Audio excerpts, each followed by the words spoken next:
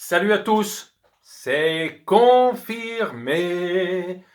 Pour la troisième année sur 4, Neymar va manquer les huitièmes de finale de Champions League. Les deux premières années, 2017, 2018, 2018, 2019, c'était pour des blessures plus graves, au niveau cheville, fracture, etc., etc. Plusieurs mois d'indisponibilité, et donc c'était mort. Bon, l'année dernière, incroyable, il a été au bout. Il n'a pas été blessé, mais c'était un nouveau format. Il n'y avait qu'un match et pas de match aller, match retour. Donc, on va aller savoir s'il ne se serait pas blessé entre-temps. Mais sur ce format de un match réduit sur 15 jours, ils ont été en finale. Mais bon, le format était spécial. C'est pas étalé sur la longueur comme c'est là, entre février, mars, etc.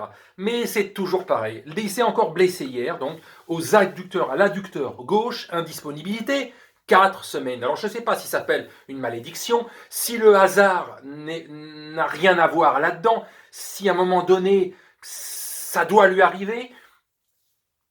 Beaucoup de gens disaient à quoi ça sert qu'il joue ce match de Coupe de France.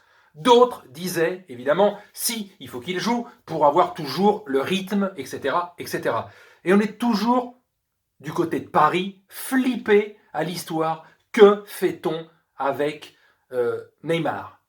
Il ne se pose pas la même question avec Messi, avec CR7 ou avec d'autres joueurs dans d'autres grands clubs. Il joue. Avec Neymar depuis 3 ans. C'est toujours la même histoire. Hop, pourvu qu'il ne se blesse pas. Hop, pourvu qu'il est fragile, il y a un truc, j'en sais rien. Mais c'est une mini-malédiction quand même, parce que cette blessure, 4 semaines, donc absent, il sera absent pour les huitièmes. S'il passe, il sera là pour les quarts, ça c'est une certitude s'il ne se blesse pas entre-temps.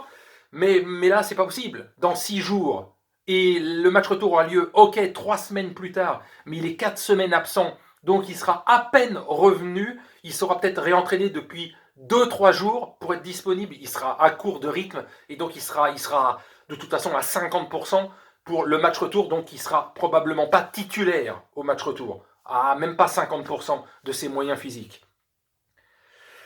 Je sais pas, voilà la question.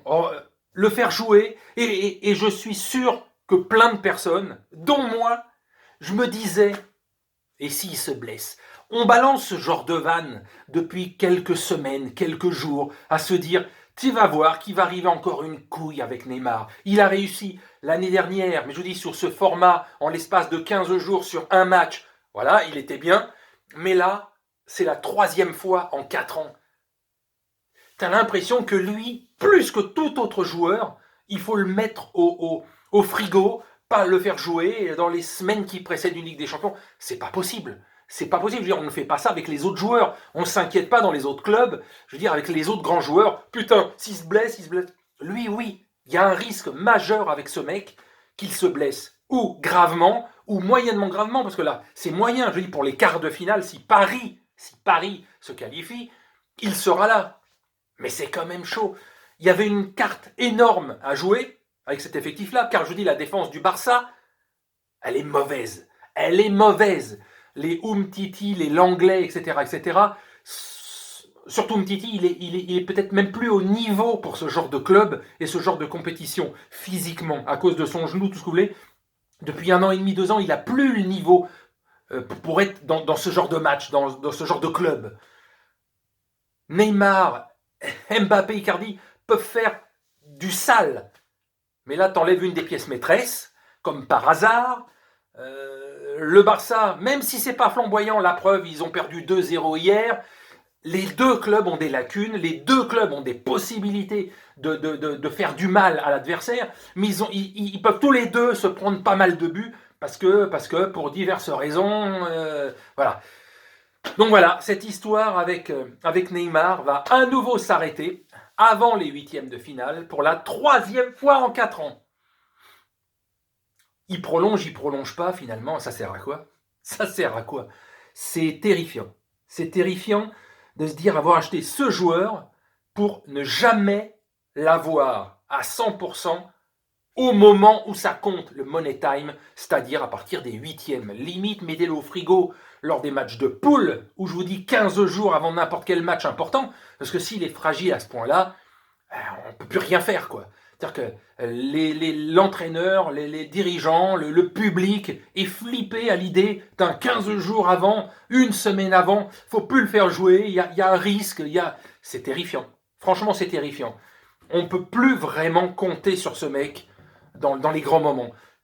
À tort ou à raison, il y a un truc qui colle pas. Comment t'arrives, malgré tout, que tu te blesses toujours au même moment? Pourquoi c'est pas 2 mois avant ou 2 mois après? Pourquoi c'est toujours à ce moment-là? L'hiver, il fait plus froid, les organismes sont plus fragiles, et lui est peut-être naturellement plus fragile.